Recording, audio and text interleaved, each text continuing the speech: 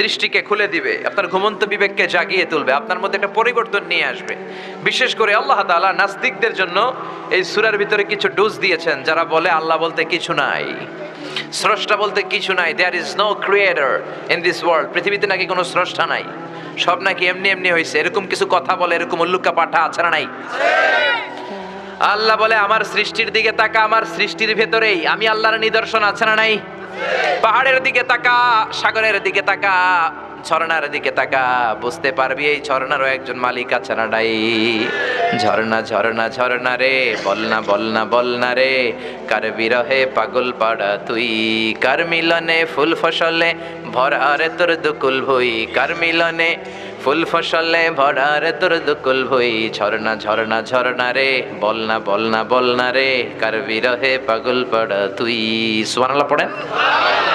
আপনি যখন কক্সবাজারে যাবেন, the longest sea beach in the world, 155 kilometre, গেছেন? গেলে দেখবেন কি সাগরের ঢেউ। এই সাগরের দিকে তাকালে মনের অজান্তে আপনার মাথায় এটা চলে আসবে যে এই সাগর এমনি এমনি হতে পারে না, এই সাগরের একজন স্রষ্টা আছে না নাই? আপনি যদি বাংলাদেশের সবচেয়ে বড় পাহাড় ময়মনসিংহের গারো পাহাড়ে যান, কিংবা বান্দরবানের তাজিংডং বিজয়, চিম্বুক পাহাড়, কেওক্রাডাঙে যান, পাহাড়গুলো দেখলে বুঝবেন এই পাহাড়েরও একজন মালিক আছে না নাই? আপনি যদি সৌদি আরবের মরুভূমিতে যান, আফ্রিকার সারা মরুভূমির মাঝখানে যেয়ে দাঁড়ান, আপনি বুঝবেন মরুভূমির একজন মালিক আছে না নাই? আপনি খেয়াল করলে, চিন্তা করলেই আপনার মন আপনাকে সায় দিবে এই মহাবিশ্ব, এই বসুন্ধরা, এই চমৎকার পৃথিবী এমনি এমনি হতে পারে না, এই পৃথিবীর একজন স্রষ্টা আছে না নাই? আর সেই স্রষ্টার নাম কি? কিন্তু নাস্তিকরা বলে আনসিন ইজ নাথিং, যেটা দেখি না ওটা বিশ্বাস করি না, বলে না? কিন্তু অনেক জিনিস তারা দেখে না কিন্তু বিশ্বাস করে, আছে না নাই? বাতাস দেখা যায় কি যায় না? এখানে বাতাস আছে না?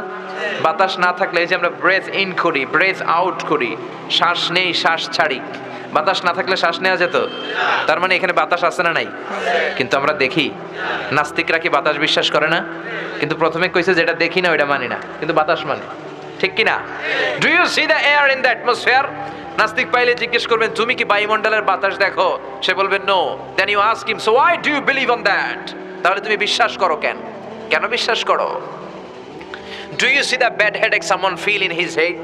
কেউ যখন মাথায় ব্যথা পায় তুমি কি এটা দেখতে পাও? অনেকে আইসা বলে হুজুর আমার প্রচন্ড মাথায় ব্যথা, একটু দোয়া করে ফু দিয়ে দেন, বলে না? তো লোকটা যে মাথার ব্যথায় মরে যাচ্ছে আমি কি দেখি? কিন্তু মাথা ব্যথা আমরা বিশ্বাস করি কি করি না? নাস্তিকেরা এরকম হাজার জিনিস দেখে না কিন্তু বিশ্বাস করে। এজন্য আল্লাহ বলে গোলাম আমার সৃষ্টির দিকে তাকা, আমার সৃষ্টির ভেতরে আমি আছি না নাই? সূরাতুল মুলকের ভেতরে এরকম অনেকগুলো ডোজ দিয়েছে আল্লাহ নাস্তিকদের জন্য, মেডিসিন দিয়েছে। কি দিয়েছে? এজন্য নাস্তিকদের সাথে সূরা মুলক নিয়ে আপনারা ডিবেট করবেন। কুফা নগরীতে এক নাস্তিক ছিল, উল্লুকা পাঠা। সে বলে আমি আল্লাহরে মানি না, স্রষ্টা বলতে কিছু নাই, কেউ যদি আমারে বুঝায় দিতে পারে যে স্রষ্টা বলে একজন আছে, আমি তার হাতে বায়াত হয়ে আমি মুসলমান হয়ে যাব। কোন সুবহানাল্লাহ। কুফার লোকেরা বলল ইনদানা ইমাম ইসমুহু নু'মান ইবনে সাবিত, আমাদের একজন ইমাম সাহেব আছে নাম নু'মান ইবনে সাবিত, ওনার নাম নু'মান কিন্তু আসলে উনি ইমাম আল আযম আবু হানিফা। সুবহানাল্লাহ বলতে পারলেন না? সবাই বলে আমাদের ইমাম এমন ইমাম তোমারে বুঝায়া ছাড়বে। নাস্তিক বলে ডাক তোদের ইমামকে, তোদের ইমামের সাথে ডিবেট হবে আগামীকাল জুমার নামাজের পর 2টার দিকে ওই বিশাল ময়দানে ডিবেট হবে। হাজার হাজার মানুষ তর্ক দেখার জন্য এসেছে। ইমাম আযম আবু হানিফা আল্লাহর পক্ষে আর নাস্তিক হলো আল্লাহর বিপক্ষে, ঠিক কি না? হাজার হাজার মানুষ দেখতে এসেছে, দেখি কে জিতে যায়। হাজার হাজার মানুষ আসলো, নাস্তিক আসলো, আসে নাই ইমাম আবু হানিফা। কে আসে নাই? 2টা বাজে আসে নাই, 2:30 বাজে আসে না, 3টা আসে না, উনি আসছে 4টার দিকে, 2 ঘন্টা লেট, 2 আওয়ার্স লেট অলরেডি। কয় ঘন্টা লেট? আসার পরে নাস্তিক বলে এ কেমন ইমাম যার সময়ের জ্ঞান নাই, এর সাথে আমার কোনো তর্ক নাই। ইমাম আবু হানিফা বলে ইনদি উযর, আমার কথা আছে, আই হ্যাভ এক্সকিউজ। কি এক্সকিউজ? সাইয়েদনা ইমাম আবু হানিফা বললেন আমি ঘর থেকে বেরোলাম, প্রতিদিন নদী পার হয়ে আমরা আসি, আজকে ঘর থেকে বেরোয় দেখি নদীর সামনে নৌকা নাই, রাস্তায় কোনো মানুষ নাই, কেউ নাই। আমি হেঁটে হেঁটে নদীর কাছে যেয়ে দেখি নদীর পাশে বিশাল বড় গাছ। হঠাৎ দেখলাম এমনি এমনি গাছটা 2 ভাগ হয়ে গেল, এমনি এমনি গাছ থেকে তক্তা বের হয়ে গেল, করাত ছাড়া মিস্ত্রি ছাড়া এমনি এমনি গাছের তক্তাগুলো জোড়া লেগে নৌকা হয়ে গেল। লগি নাই, বৈঠা নাই, মাঝি নাই, এমনি এমনি নৌকা আমাকে নিয়ে নদীর এপার থেকে ওপার চলে গেল। এই বিশাল প্রসেসিংটা হইতে 2 ঘন্টা আমার দেরি হয়েছে, তো এই জন্য আই এম লেট, আমার দেরি হয়েছে। নাস্তিক কয় তগো ইমাম ডাইল খাইছে, ডাইল, অথবা গত রাতে ঘুম হয় নাই, পাগলের মতো আবল তাবল বকে, প্রলাপ বকে। সাইয়েদনা ইমাম আবু হানিফা বললেন, এই কথা বলেন কেন? নাস্তিক বলে করাত ছাড়া গাছ কাটা যায় নাকি? এমনি এমনি গাছ কাটা যায় নাকি? এমনি এমনি তক্তা বেরোয় নাকি? এমনি এমনি তক্তাগুলো জোড়া লেগে নৌকা হয় নাকি? এমনি এমনি লগি নাই, বৈঠা নাই, এমনি এমনি মাঝি ছাড়া নৌকা চলে নাকি? ইমাম আবু হানিফা বললেন, এই তো আপনি লাইনে চলে আসছেন, now you are on the right track, এখন আপনারা বুঝানো আমার সহজ হবে। সাইয়েদনা ইমাম আবু হানিফা বললেন, এমনি এমনি তক্তা হয় না, এমনি এমনি গাছ কাটে না, এমনি এমনি মাঝি ছাড়া নৌকা চলে না। তাহলে এই আকাশটা কেমন করে এমনি এমনি হলো? জমিনটা কেমন করে এমনি এমনি হলো? পাহাড় পর্বত মহাবিশ্ব কেমন করে এমনি এমনি হলো? আল্লাহু আকবার। এই যুক্তির সামনে নাস্তিকের আর কোনো যুক্তি নাই। নাস্তিক কয়, তাই তো, আসলেই তো আমি একটা উল্লুকা পাঠা, এতদিন পর্যন্ত আমি এইভাবে চিন্তা করি নাই, আমি তো এরকম ভাবি নাই।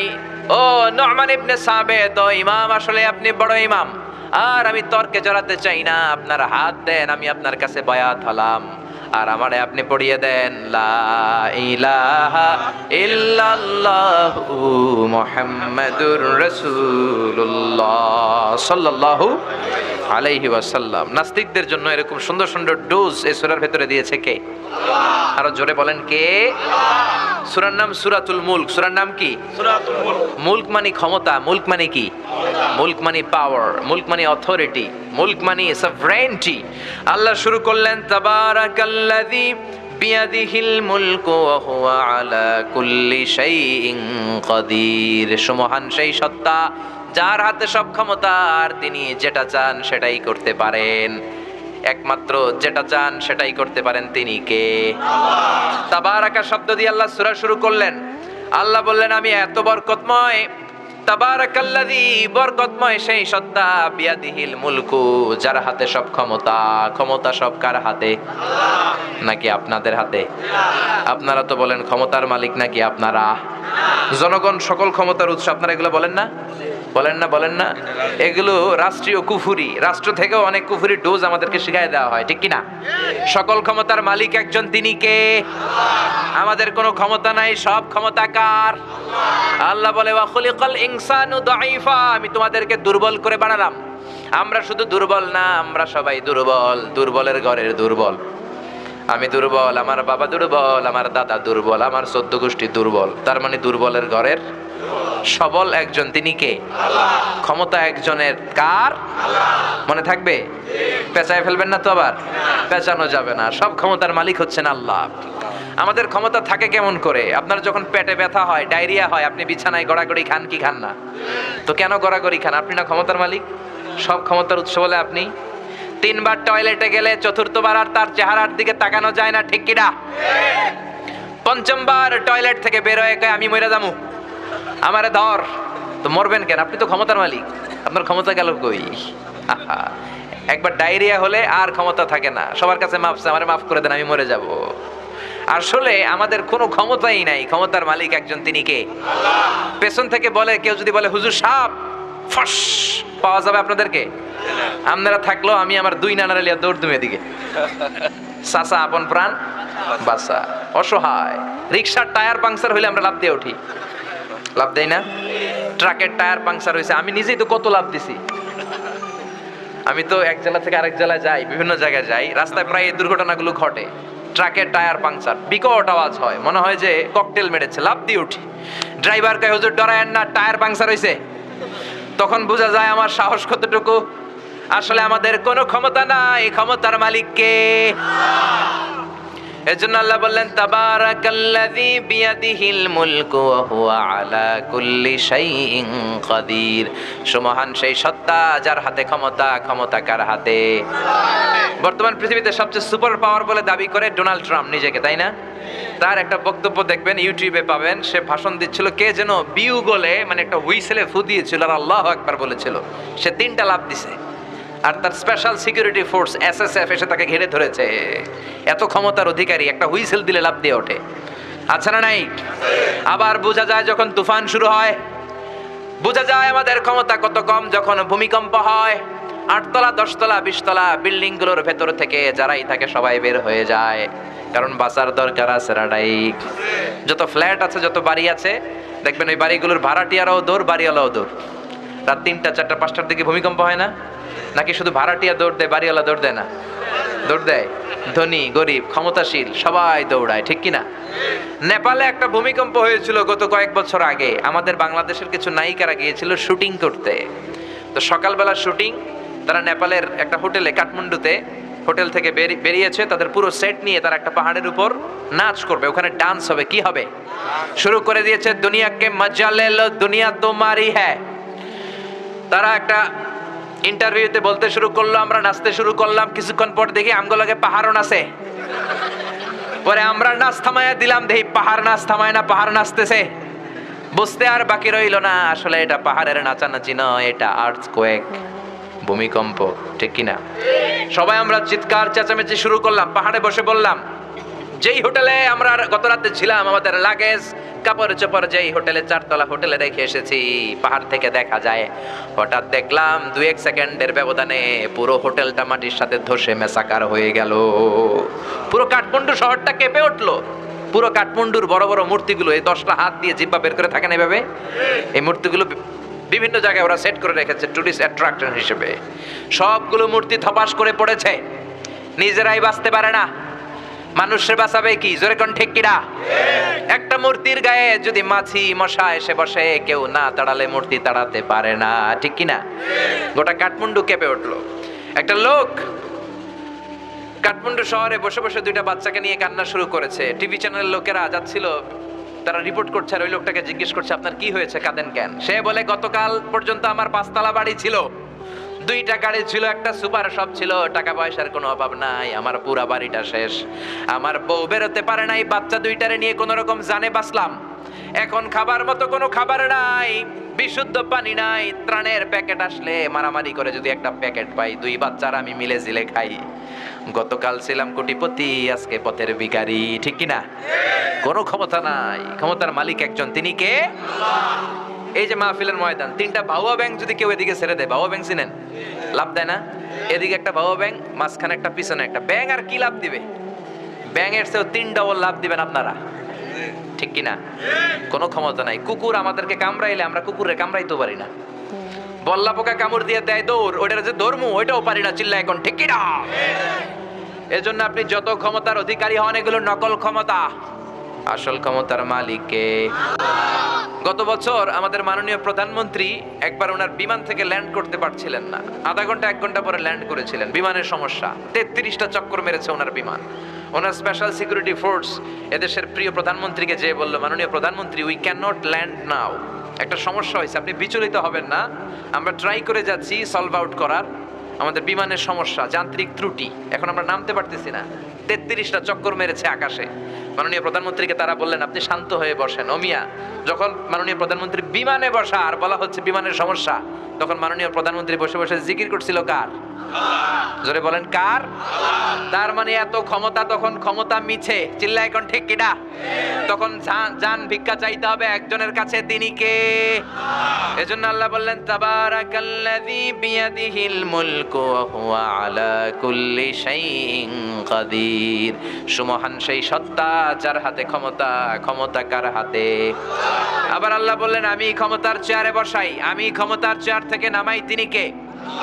قل اللهم مالك الملك تؤتي الملك من تشاء وتنزع الملك ممن تشاء وتعز من تشاء وتذل من تشاء بيدك الخير إنك على كل شيء قدير سبحان الله পড়েন। আল্লাহ বলে, আমি ক্ষমতার মালিক, আমি ক্ষমতায় বসাই, আমি ক্ষমতা থেকে নামাই। ডোনাল্ড ট্রাম্পকে আমেরিকার ক্ষমতায় বসালো কে? হিলারিকে হারায় দিল কে?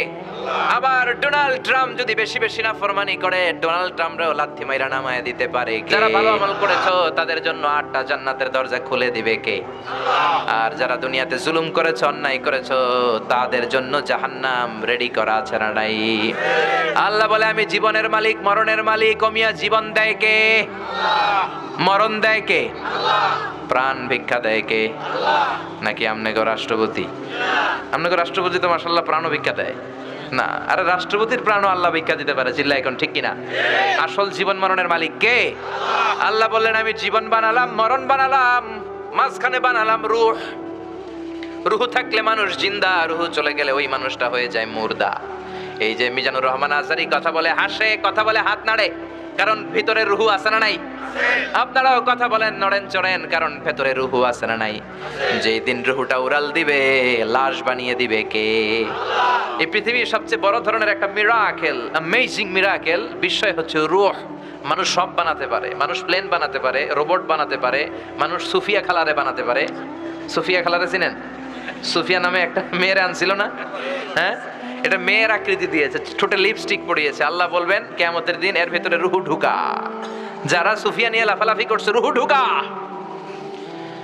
এজন্য আল্লাহ বললেন তুমি প্লেন বানাতে পারো, কম্পিউটার বানাতে পারো, রোবট বানাতে পারো, কিন্তু তুমি রুহু বানাতে পারো নাকি? রুহু বানাতে পারে একজন, তিনি কে? ইয়াসআলুনাকা আনির রূহি কুলির রূহু মিন আমরি রাব্বি ওয়া মা উতিতুম মিনাল ইলমি ইল্লা কালিলা। মক্কার কাফিররা এসে বলে, আব্দুল্লাহর বেটা মুহাম্মদ, তুমি যদি একটা প্রশ্নের উত্তর দিতে পারো আমরা সব মুসলমান হয়ে যাব। বিশ্বনবী বললেন, কি প্রশ্ন? মক্কার কুরাইশরা বলে, মা হুয়ার রূহ, রূহ কাকে বলে? এইটা যদি বলতে পারো কালিমা পড়ে মুসলমান হব। সুবহানাল্লাহ। ওমি আপনারা কেউ রুহু দেখছেন? কালার কি, ওজন কতটুকু, সাইজ কতটুকু আমাদের জানা আছে? চাচা মরে গেল, দাদা মরে গেল, কোন দিক দিয়ে যে রুহুটা উড়াল দিল আমরা কেউ দেখেছি? জোরে বলেন। বিশ্বনবী বললেন, আমি জানি না, তবে আল্লাহ যদি জানায় জানিয়ে দেব। আল্লাহ আয়াত নাজিল করলেন, কুলির রূহু মিন আমরি রাব্বি। ও নবী, মক্কার কুরাইশদের বলে দেন, রুহু হলো আমি আল্লাহর স্পেশাল আদেশ, আল্লাহর অর্ডার। আল্লাহর অর্ডারে রুহু ঢুকে, আল্লাহর অর্ডারে এই রুহু বের হয়ে যায়, ঠিক কি না? এই রুহু কেউ বানাতে পারে না। মানুষ কি রুহু বানাতে পারবে? এর কারণ ওমা উতিতুম মিনাল ইলমি ইল্লা কালিলা, আমি তোমাদেরকে অল্প জ্ঞান দিয়েছি, লিমিটেড জ্ঞান। আমাদের জ্ঞানটা লিমিটেড, সীমিত। আনলিমিটেড জ্ঞান একজনের, তিনি কে? আল্লাহ চ্যালেঞ্জ দিয়ে বললেন তোমরা রুহু বানাতে পারবা না। কিন্তু ইউনাইটেড স্টেটস অফ আমেরিকার একজন মেডিকেল সায়েন্টিস্ট, উনি চ্যালেঞ্জ গ্রহণ করে বলেছে আমি রুহু বানায় ছাড়বো। কথা শুনতেছেন? আপনাদের মনোযোগ আছে না গেছে? সবার মনোযোগ আছে? তাকবীর দেন তো, লিল্লাহি তাকবীর। তো তিনি চ্যালেঞ্জ করে বললেন আমি রুহু বের করে ছাড়বো। 7 বছর উনি গবেষণা করেছেন, মাগার রুহুর দেখা পায় না। মুমূর্ষু রোগী নিয়ে ওনার কাজ, কখন যে দেহ থেকে রুহুটা উড়াল দেয় টেরই পাওয়া যায় না। এবার তার মাথায় আসলো এক বুদ্ধি, সে চিন্তা করলো বুলেট প্রুফের গ্লাস দিয়ে আমি ছোট্ট একটা রোম বানাবো। কি proof? Bullet proof. Bullet proof হচ্ছে এমন প্রুফ, গুলি মারলে ঢুকে না। এই যে আমাদের মাননীয় প্রধানমন্ত্রী মহোদয়, রাষ্ট্রপতি মহোদয় যে গাড়িতে চড়ে, এই গাড়িগুলো বুলেট প্রুফ, কেউ গুলি মারলেও ঢুকবে না, ঠিক কি না? তো বিজ্ঞানীর মাথায় চিন্তা আসলো আমি বুলেট প্রুফের একটা গ্লাস দিয়ে ছোট্ট রোম বানাবো, আর এই রোমের ভিতরে মুমূর্ষু রোগী ঢুকাবো। এটার ভিতরে কেউ মরলে রুহু আর বেরোতে পারবে না, যেহেতু বুলেট প্রুফ। কত বড় উল্লুকা পাঠা! তো গ্লাস ফিটিং করার ছোট্ট একটা রুম বানিয়েছে, আর তার টিমের সবাইকে নিয়ে সে বলল আজকে আমি রুহু ধইরা ছাড়ব। রুহু কেমনে বেরোয় আমি দেখবো, কারণ বুলেট প্রুফের গ্লাস দিয়ে, টেম্পার গ্লাস দিয়ে আমি ছোট্ট রুম বানিয়েছি, এটার ভেতরে মুমূর্ষু রোগী ঢুকাবো। যাও আইসিইউ থেকে রুগী ধরে আনো। মুমূর্ষু এক রুগীরে ধরে নিয়ে আসছে, মুখের মধ্যে মাস্ক পরানো, কৃত্রিমভাবে লাইফ সাপোর্টে রাখা, অক্সিজেন দেয়া হচ্ছে। মেডিকেল টিমের প্রধান বলে গ্লাস ফিটিং করা রুমের ভিতরে ঢুকা, তার আগে তার বিপি মাপ, মানে ব্লাড প্রেশার চেক করে বলে বিপি ইজ ওকে। এবার বলল তার ওজন মাপ, তারা ওজন মাপলো, ওজন পাওয়া গেল 80 কেজি। কয় কেজি? এবার বললো ওকে, বিপিও ঠিক আছে, ওজন 80 কেজি। এবার গ্লাস ফিটিং করা রুমের ভিতরে ঢুকায় দেয়, দেখি রুহু কেমনে বেরোয়। ঢুকায় দেওয়ার পরে মেডিকেল টিমের প্রধান বলে তার লাইফ সাপোর্টটা খুলে ফেল, অক্সিজেন খুলে ফেল। সবাই বলে স্যার অক্সিজেন খুলে ফেললে তো এটা মরে যাবে। মেডিকেল টিমের প্রধান বলে মারার জন্যই তো আনছি, এটা না মরলে আমি রুহু দেখবো কেমনে? তো গ্লাস ফিটিং করা রুমের ভিতরে ঢুকায়া লাইফ সাপোর্ট খুলে ফেলছে। অক্সিজেনের অভাবে মুমূর্ষু রোগীটা ছটফট ছটফট করতে করতে শেষ মরে গেছে, মাগার রুহু দেখা যায় না। মেডিকেল টিমের প্রধান একবার ডানে তাকায় বায়ে তাকায়, কি খোঁজে? কিন্তু রুহু আছে নাকি? রুহু উড়াল দিছে, ঠিক কি না? খুঁজে পাওয়া যায় না। এবার গ্লাসের দরজা খুলে, জানালা খুলে, ভিতরে হাত দিয়ে এরকম রুহু টোকাইতেছে। কি টোকায়? টাকি মাছ যেমনে টোকায় না, রুহু খুঁজতেছে। এইভাবে রুহু পাওয়া যায়? এবার ব্যর্থ এসে বললো লাশটাকে বের করো। বের করার পরে চেক দা বিপি, বিপি মাপো, ওজন মাপো। বিপি নাই, কারণ মরে গেছে। মরে গেলে মানুষের এই যে ধাক্কাটা থাকে, কিন্তু ওজন আছে না নাই? মরার আগে ছিল 80 কেজি, এখন ওজন দিয়া দেখে ওজন হয়ে গেছে 78 কেজি। মরার আগে ছিল কয় কেজি? চিল্লায় বলেন। মরার পরে লাশ বের করে এবার ওজন স্কেলে শোয়ানোর পরে দেখা যাচ্ছে যে ওজন হয়ে গেছে 78 কেজি। কয় কেজি কমছে? কয় কেজি? বিজ্ঞানী কয় আমি পাইছি। সবাই কয় কি পাইছেন? কয় রুহু।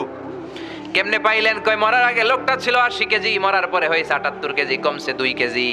তার মানে যেটা উড়াল দিছে ওইটাই 2 কেজি। যেহেতু আগে ছিল 80, এখন 78, 2 কেজি কমলো কেন? যেহেতু কমছে তার মানে কিছু একটা তো বের হইছে, ওইটাই 2 কেজি। কয় আমি পাইছি, রুহু পাইছি। কিন্তু বিজ্ঞানীদের নিয়ম হচ্ছে একটা রেজাল্ট পেয়ে আপনি ফাইনাল কথা বলতে পারবেন না, আরো কিছু নমুনা সংগ্রহের দরকার আছে না নাই? মেডিকেল টিমের প্রধান বলে আরেকটা মুমুর শুরু করে আন। বিপি মাপ, বলে বিপি ওকে। ওজন মাপ, কয় ওজন 70 কেজি। কয় কেজি? আরো জোরে, কয় কেজি? বলে এইটারও ঢুকায়া লাইফ সাপোর্ট খুলে ফেলছে। আইসিইউর যেই লাইফ সাপোর্টটা খুলে ফেলার কারণে অক্সিজেন নাই, এই লোকটাও অক্সিজেনের অভাবে খিচুনি দিয়ে মরে গেছে।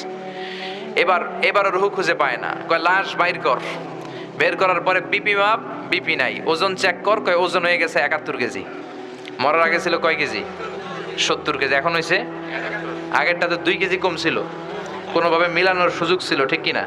কিন্তু এখনের যে এটা দ্বিতীয় লাশ, এইটা কমে নাই, এটার বাড়াই দিছে কে? আল্লাহ বলে কিয়ামত পর্যন্ত এরকম বিপি মাপতে পারবি, কিয়ামত পর্যন্ত ওজন মাপতে পারবি, কিন্তু আমার তৈরি করা রুহু খুঁজে পাবি। ওমা উতিতুম মিনাল ইলমি ইল্লা কালিলা। কারণ মানুষকে আমি এত অল্প জ্ঞান দিয়েছি, এই অল্প জ্ঞান দিয়ে রুহু বের করা যাবে না, ঠিক কিনা? মানুষ মরে গেলে এক একজনের এক এক দশা। কারো হাত পা টাইট হয়ে যায়, দাঁতের মধ্যে খিঁচুনি লাগে, দেহের গ্যাসগুলো জমাট বেঁধে যায়, ওজন বেড়ে যায়, আর অনেকের শরীরটা ফেসফেসে হয়ে যায়, ছেড়ে দেয়, এরকম, ঠিক কিনা? পেটে যে গ্যাস টেস আছে সব বের হয়ে যায়, ওজন কমে যায়। কারো ওজন বাড়বে, কারোটা কমবে। এইটা দিয়ে কোনোদিন রুহু খুঁজে পাওয়া যায় না। চিল্লায় বলেন ঠিক কিনা? এজন্য আল্লাহ বললেন, গোলাম আমি মানুষ বানালাম, জীবন বানালাম, মরণ বানালাম, রুহু বানালাম। আমরা বললাম আল্লাহ বুঝতে পেরেছি আপনি সব ক্ষমতার মালিক, আপনি জীবনের মালিক, মরণের মালিক, রুহুর মালিক, আর কিসের মালিক একটু আমাদেরকে বলেন। আল্লাহ বলে আল্লাযী خلق 7 سماوات طباقا ما ترى في خلق الرحمن من تفاوت। আল্লাহ বললেন উপরের দিকে নজর করে তাকা, তোদের মাথার উপরে 7 স্তরের যে 7টা আকাশ, সে আকাশটাও আমি বানিয়েছি। সুবহানাল্লাহ। আমাদের মাথার উপরে এই যে আকাশ তৈরি করেছে কে? চিল্লায় বলেন কে? ওয়ালাকাদ যায়্যানাস সামাআদ দুনিয়া বিমাসাবিহা ওয়া জাআলনাহা রুজুমাল লিশ-শায়াতিন। আল্লাহ বলে প্রথম আকাশের দিকে নজর করে তাকা, মহাশূন্যের দিকে তাকা, তারা দিয়ে আকাশটারে সুন্দর করেছে কে? আকাশের মধ্যে যে তারা, এগুলোকে তৈরি করলো কে? আল্লাহ বলে I have beautified the closure sky with candles with light and stars. প্রথম আকাশের মহাশূন্যটাকে আমি আল্লাহ চমৎকার চমৎকার তারা দিয়ে সাজিয়ে দিয়েছি। রাতের বেলা তারার মেলা আছে না নাই? দেখতে সুন্দর লাগে না? দেখতে মনে হয় এই ছোট্ট ছোট্ট ডট, আসলে কি এগুলো এত ছোট? সূর্যটারে মনে হয় ছোট্ট একটা রুটির মতো, ঠিক কিনা? আসলে কি সূর্যটা রুটির মতো? আর আমরা যে তাকাই, আমরা কি আকাশ দেখতে পাই? না, এটা মহাশূন্য। এটা কি? আপনি যা দেখেন মহাশূন্য। ইউনাইটেড স্টেটস অফ আমেরিকার বিজ্ঞানীরা এই যে মঙ্গলে যায়, জুপিটারে যায়, চাঁদে নামে, এগুলো সব মহাশূন্য। প্রথম আকাশ যে কত উপরে তারা নিজেরাও জানে না, ঠিক কিনা? আমরা খালি চোখে দেখি প্রথম আকাশের মহাশূন্য, তার অনেক উপরে প্রথম আকাশ। তারপরে দ্বিতীয় আকাশের মহাশূন্য, তার অনেক উপরে দ্বিতীয় আকাশ। সুবহানাল্লাহ কইবেন না? একটার চেয়ে একটা বড়, একটার চেয়ে একটা বড়, একটার চেয়ে একটা বড়। বিশ্বনবী বলে প্রথম আকাশের চেয়ে দ্বিতীয় আকাশ কত বড় শোনো। তোমার হাতের আংটিটা খুলে যদি মরুভূমিতে ছেড়ে দাও, পুরো মরুভূমির তুলনায় তোমার আংটি যত ছোট, আল্লাহর দ্বিতীয় আসমানের তুলনায় আল্লাহর প্রথম আসমানটা ঠিক তত ছোট। আরো আসতে পড়েন সুবহানাল্লাহ। সে তুলনায়, এই মহাবিশ্বের তুলনায় কত তুচ্ছ আমি, কত ক্ষুদ্র আমি, কত নগণ্য আমি। এই যে সূর্যের আলো ছাড়া আমরা বাঁচি না, এই সূর্যটা পৃথিবী থেকে 13 লক্ষ গুণ বড়। Can you imagine, can you guess? আপনি কি কল্পনা করতে পারেন? এই পৃথিবীটাই তো আমরা দেখি নাই, দেখছেন? কে কয়টা দেশ ঘুরছেন? 200টার মতো পৃথিবীতে দেশ। এই যে আমরা পড়ে আছি কুমিল্লার মধ্যে, ঠিক কিনা? কুমিল্লা হচ্ছে বাংলাদেশের 64 জেলার একটা জেলা। এরকম 64 জেলা মিলে আমাদের সুজলা সুফলা শস্য শ্যামলা ডিজিটাল বাংলাদেশ। আর এই বাংলাদেশ হচ্ছে পৃথিবীর সবচেয়ে ছোট্ট একটা দেশ, ঠিক কিনা? বাংলাদেশের চেয়ে বড় দেশ আছে না নাই? পাশের ইন্ডিয়াই তো আমাদের চেয়ে কত বড়, কানাডা কত বড়, রাশিয়া বাংলাদেশের চেয়ে প্রায় 200 গুণ বড়। এরকম 200টা দেশ নিয়ে পৃথিবীর মাত্র 30 ভাগ স্থল, বাকি 70 ভাগ হচ্ছে শুধু হানি আর হানি। বুঝতে পেরেছেন? বাকি 70 ভাগ পানি, 30 ভাগ মাত্র স্থল। তো এই পৃথিবীটা এত বিশাল, আর ওই সূর্যটা নাকি পৃথিবীর চেয়ে 13 লক্ষ গুণ বড়। তার মানে এই সূর্যই কি মহাবিশ্বের সবচেয়ে বড় তারা? না। ব্যাটেল জিউস নামে একটা তারা আছে, যে সূর্য পৃথিবীর চেয়ে 13 লক্ষ গুণ বড়। ওই ব্যাটেল জিউস তারা আবার সূর্যের চেয়ে 33 কোটি গুণ বড়। তার মানে ব্যাটেল জিউস তারাটাই কি সবচেয়ে বড় তারা?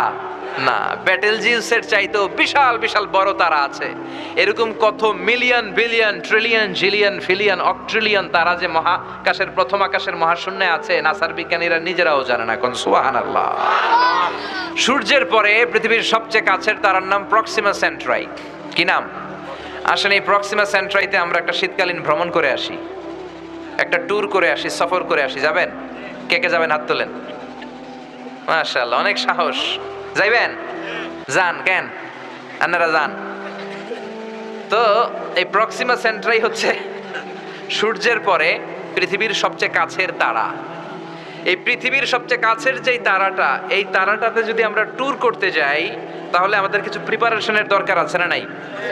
2.3 লাইট ইয়ার, আলোকবর্ষ দূরে পৃথিবী থেকে সবচেয়ে দূরের যেই তারাটা, ওইখানে তো আমরা যাইতেই পারবো না। সবচেয়ে কাছের যেই তারা প্রক্সিমা সেন্ট্রাই, ওখানে যদি আমরা যাই, আমরা প্লেন দিয়ে যেতে পারবো না, আমাদেরকে রকেট দিয়ে যেতে হবে, ঠিক কিনা? কারণ বর্তমান পৃথিবীর সবচেয়ে দ্রুতগামী বিমানটার নাম হচ্ছে বোম সুপারসনিক। এটা হচ্ছে সবচেয়ে দ্রুতগামী প্যাসেঞ্জার প্লেন, যাত্রী নিয়ে উড়ে 1200-1300 কিলোমিটার বেগে এটা ছুটে। এর আগে ছিল কনকর্ড, এটা 1000 কিলোমিটার বেগে ছুটতো। এই কনকর্ড নর্থ আটলান্টিককে পাড়ি দিতে, আড়াআড়ি পাড়ি দিতে 4 ঘন্টা লেগে যেত, 1000 কিলোমিটার বেগে ছোটার পরেও। তো আমরা এই বোম সুপারসনিক দিয়েও ওই তারাতে নামতে পারবো না, কারণ প্যাসেঞ্জার বিমান দিয়ে মাধ্যাকর্ষণ শক্তি ভেদ করা যায় না। আমাদের যেতে হবে রকেট দিয়ে। জোরে বলেন, কি দিয়ে? যারা যারা হাত তুলছিলেন আমার সাথে যাবেন তো? হ্যাঁ, শীতকালীন পিকনিক করবো আমরা কোথায়? পৃথিবী থেকে সবচেয়ে কাছের যেই তারাটা, ওখানে যে আমরা নেমে পিকনিক করবো। রাজি আছেন? হাত যারা তুলেছেন রাজি আছেন নাকি ভয় ঢুকে গেছে অন্তরে? তো আমাদের যেতে হবে রকেট দিয়ে। আমরা যাব অ্যাপোলো 11 নামে একটা রকেট আছে, যেটা দিয়ে নীল আর্মস্ট্রং 1969 সালে চাঁদে নেমেছিল। এই ঘটনাটা আমরা জানি না? উনি চাঁদে নেমেছিল, এডউইন অল্ড্রিন আর মাইকেল কলিন্সকে নিয়ে চাঁদে নেমেছিল। ওই রকেটটা দিয়ে যাব। ওই রকেটটা সেকেন্ডে চলে 11 কিলোমিটার বেগে, মিনিটে চলে 660 কিলোমিটার বেগে, ঘন্টায় চলে 39,000 কিলোমিটার বেগে। সুবহানাল্লাহ। বাড়িতে যে বললেন, চিল্লায় পড়েন আল্লাহু আকবার। একটা রকেট না ঘন্টায় 39,000 কিলোমিটার দূর চলে যাবে 1 ঘন্টায়। এখান থেকে আমেরিকা কত দূর হবে? 8-10,000 কিলোমিটার। তার মানে এটা দিয়ে 4-5 বার আমেরিকায় আসা যাওয়া করা যাবে। চিল্লায় কোন সুবহানাল্লাহ। তো আমরা যদি এটা দিয়ে পৃথিবীর সবচেয়ে কাছের যেই তারা প্রক্সিমা সেন্ট্রাইতে যেতে চাই, কোন রকেটটা দিয়ে? অ্যাপোলো 11 রকেট দিয়ে। যে রকেটটা ঘন্টায় চলে কত হাজার কিলোমিটার বেগে? 39,000 কিলোমিটার বেগে। এটা দিয়ে যদি পৃথিবী থেকে ওখানে আমরা নামতে চাই, আমাদের 1,15,000 বছর লেগে যাবে। যে রকেটটা ঘন্টায় 39,000 কিলোমিটার বেগে ছুটে, এত দ্রুতগামী রকেট দিয়েও যদি আমরা পৃথিবীর সবচেয়ে কাছের তারায় পিকনিক করতে যাই, তাহলে আমাদের 1,15,000 বছর লেগে যাবে।